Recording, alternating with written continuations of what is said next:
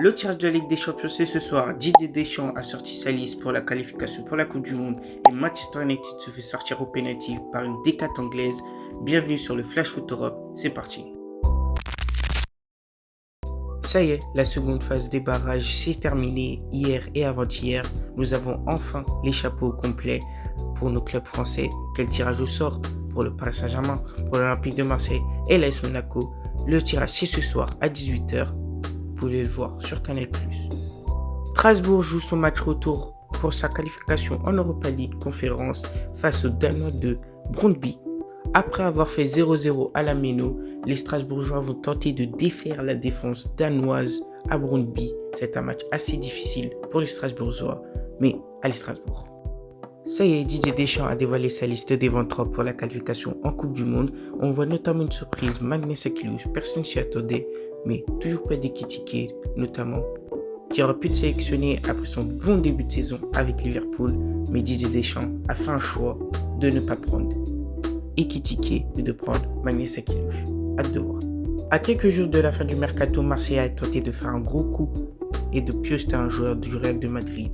Ceballos, ça aurait pu être un très bon coup. Il y avait un accord entre équipe Real Madrid et l'Olympique de Marseille. Il manquait l'accord du joueur. L'accord avait été fait, mais Ceballos s'est retiré au dernier moment car il voulait attirer le Betis Séville avec l'Olympique de Marseille. Mais le Betis Séville s'est retiré aussi du dossier. Mais c'est pas grave, l'Olympique de Marseille continue à faire son mercato et a fait un très bon coup à l'ancien joueur qui a joué sous les ordres de De Zerbi à Sassuolo, qui a été prêté à Auxerre l'année dernière et qui a fait une très bonne saison avec les Auxerrois. Ahmed Traoré a rejoint l'Olympique de Marseille, va plutôt rejoindre l'Olympique de Marseille. Il est arrivé ce matin à Marignane. Il va signer son contrat sûrement ce soir avant le tirage de la Ligue des Champions. L'Olympique de Marseille attend toujours les excuses au grand public d'Adrien Rabiot, mais pour vous les Marseillais, faut-il le réintégrer? Début de saison catastrophique pour les Mancuniens après une défaite face à Arsenal et un match nul face à Fulham, une défaite face à une décate anglaise en coupe, menée 2-0 par Grimsby Town. Manchester United a su revenir grâce à un but de Maguire et grâce à un but de Mbemo, mais n'a pas su se relever de la séance de penalty. Défaite 12-11 à la séance de penalty après un raté de Bryan Mbemo qui tire sur la barre. Manchester United, qu'est-ce qu'il faut pour pouvoir se relever? Le mercato de Ligue 1 se finit dans quelques jours, mais les clubs de Ligue 1 s'activent encore. Accord Angers-Rennes pour Esteban Le Paul pour 13,5 millions d'euros.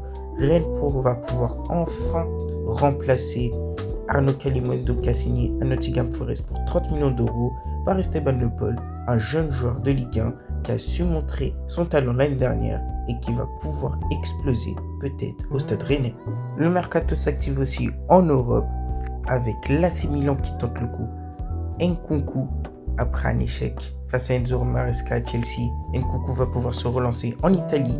L'AC Milan a proposé une offre de 43 millions d'euros acceptée par Chelsea. Nkunku va pouvoir passer sa visite médicale vendredi et pourra former un beau trio d'attaque avec Rafael Leao et Pulisic.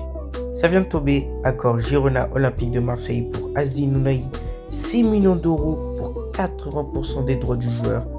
Azdin Ounahi va pouvoir signer à Girona et enfin pouvoir partir de l'Olympique de Marseille après avoir pas joué pendant plus de 1 an. Merci d'avoir vu la vidéo, c'était Foot Europe, n'hésitez pas à vous abonner, liker et commenter. Ciao ciao.